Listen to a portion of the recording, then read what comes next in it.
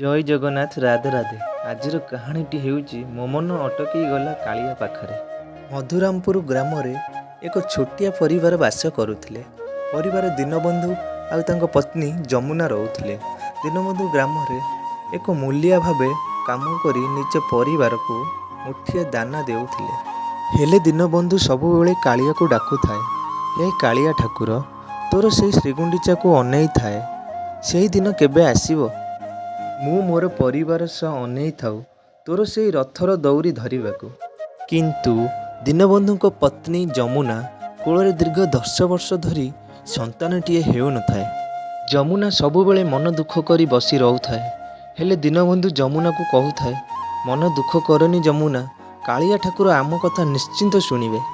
किछि दिन परे जमुना कोଳରେ पुओटीए जन्म ग्रहण कला। मधुरामपुर ग्रामवासी माने बहुत खुशी होई गले। दीनबंधु घर खुशी आनंद रे पूरी उठिला। जमुना दीनबंधु को कहउछंती से ठाकुरंकर माया।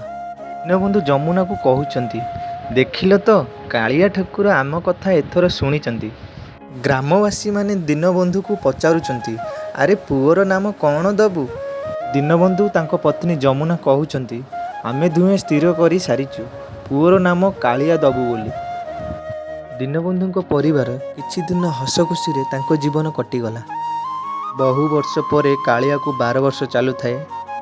दिने कालिया तांको माँ कोଳରେ सोई तांको बापा को पचारुचंती, बापा तमे तो सबुबेले माँ को कहूच आम कालिया को 12 वर्ष पूरण होई गले आमे रथ टाणीबाकू जिबा। कालिया तांको माँ बापा को कहूची, मते तो 12 वर्ष पूरण होई गलानी, आउ काली हेउची पवित्र श्री गुंडीचा रथ यात्रा, एथर आमे रथ टाणीबाकू निश्चिंत जिबा। दीनबंधु मन मने कालिया ठाकुर को डाकू थाए, ए वर्षर डोरी लागिची तोर से रथर दौरी धरिबाकू। जमुना तांको पुओ कालिया को कहूची, अरे पुओ तो बापा सबुबेले अनेई थांती एही दिन केबे आसीबो बोली, काली आमे निश्चिंत जिबा रथ टाणीबाकू। आजी हेउची श्रीगुंडीचा रथ यात्रा। दीनबंधु तांको परिवार सह रथ टाणीबाकू बस रे बसी जाउथिले। बाटरे बस टी पोलो तलकू खसीगला। लोक माने पाटी करी बस निकट को दौड़ी आसिले। बस रे थिबा यात्री माननकू उद्धार करी संगे संगे मेडिकल को नहीं गले। हेले हृदयवशत सेही बस रे थिबा 7 जन यात्री माननकू उद्धार करी पारिलु नाही।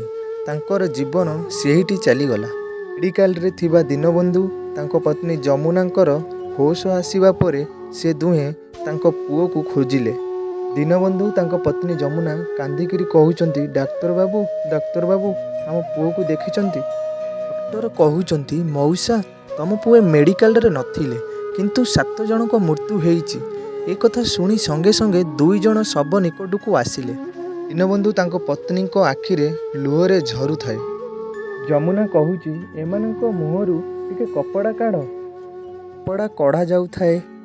पंचम जनक कतिकी आसिला बेले सेई शवर कपड़ा खोला गला, आउ देखिले तांको पुओ कालियार शव।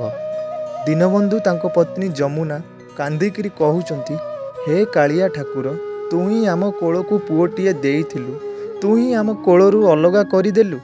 एते आशारे जाइथिलु तोर सेई रथर दौरी को धरिबाकू, सतरे तू कपटिया रे, आउ जमा डाकिबुनी तते।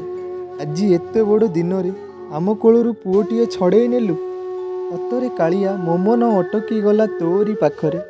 जय जगन्नाथ राधे राधे। जदि ये वीडियोटी भल लगी लाइक शेयर एवं सब्सक्राइब करेंगे और कमेंट रे किछि महाप्रभुଙ୍କ ପାଇଁ लिखिबे। रहुछि नमस्कार, देखा आउ एक नूतन वीडियो। जय जगन्नाथ।